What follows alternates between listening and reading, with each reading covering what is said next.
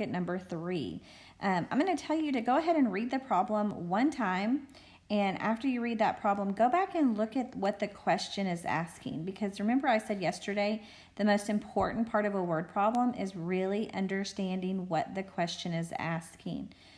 So this one says, Riley set a goal to sell 500 boxes of Girl Scout cookies. Yum. She sold 317 boxes last month.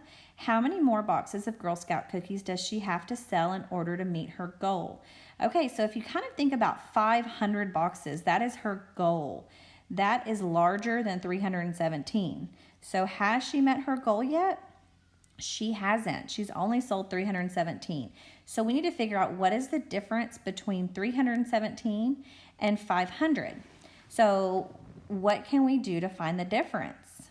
I just gave you another tip because we also know that difference is a key word. Difference, how many more? They both mean to, what do they mean? Good, they both mean to subtract. So we have to actually subtract 500 minus 317.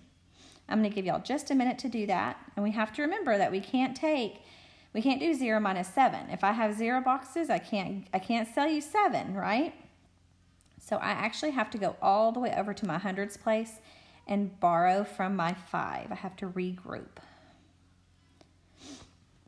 So after you do 500 minus 317, you should have come up with 183 boxes of Girl Scout cookies. That is how many cookies she has to sell in order to reach her goal.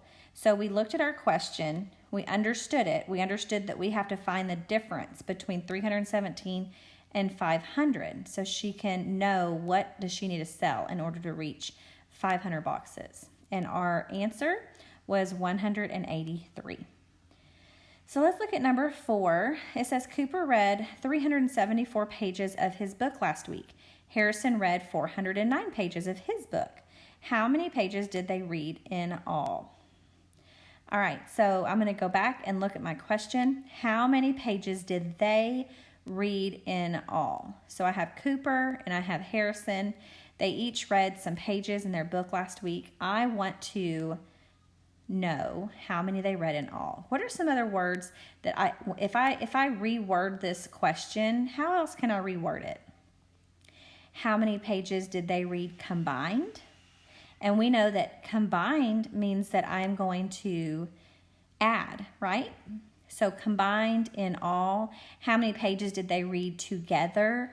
All of those, if I can reword it and keep the same meaning, then that can also help me learn or to understand what keywords can be used for this problem. So if I combine 374 pages and 409 pages, what would I get? My answer would be 783 pages. So combined, Cooper and Harrison read 783 pages. And then I'm going to go back and I'm going to look at my question. How many pages did they read in all? Does that make sense? Does it make sense that they read 783 if I had to combine? Yes, it does. That's another tip I can give you is after you come up with an answer, go back and look at your question and make sure that the answer that you came up with made sense.